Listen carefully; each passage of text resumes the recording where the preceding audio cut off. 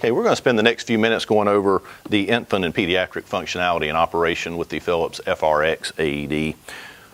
Should be familiar with the adult operation. One thing I will show you about the pediatric capabilities for the FRX is that it utilizes a key which stays housed in this little pouch behind the flap that covers up the pads. Now this has training pads in it right now. Anything when you see yellow in the Philips world is training. But we have a pediatric key for use in an FRX if you have a pediatric patient that is 55 pounds or less.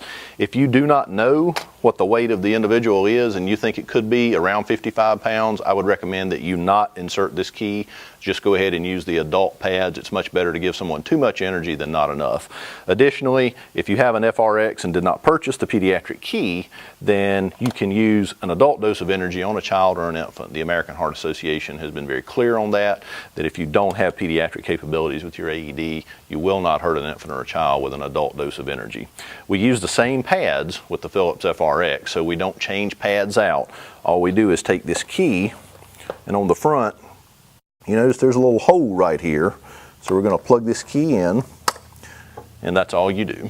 Now we're in infant child mode, and we'll turn the unit on, and I'll go through an operation here, and so you can see how it works. As before, I'm going to go slow so you hear the prompts, but understand the unit will move at whatever speed you're moving. Infant child mode. Remove clothes from patient's chest.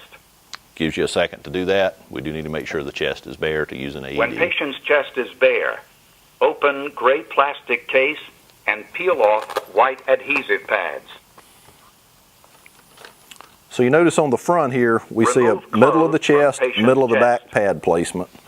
So following that, look carefully at the pictures on the infant child key. Peel one white pad from the gray case. Place pad in center of child's chest. Press firmly to bare skin.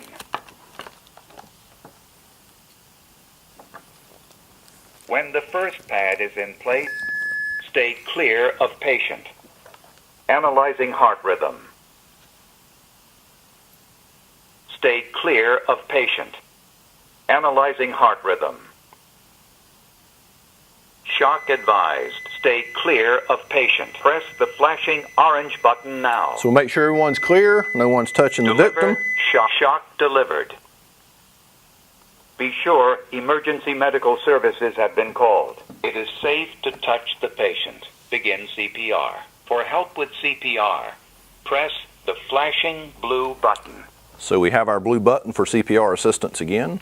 Place the heel of one hand in the center of the chest between the nipples. For patients less than 1 year old, use 2 fingers instead of the heel of your hand. Push the chest down firmly.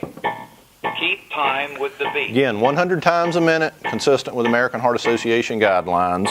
I'm going to let this run through 1 cycle so you can hear the breaths. They're a bit shorter in infant and child mode.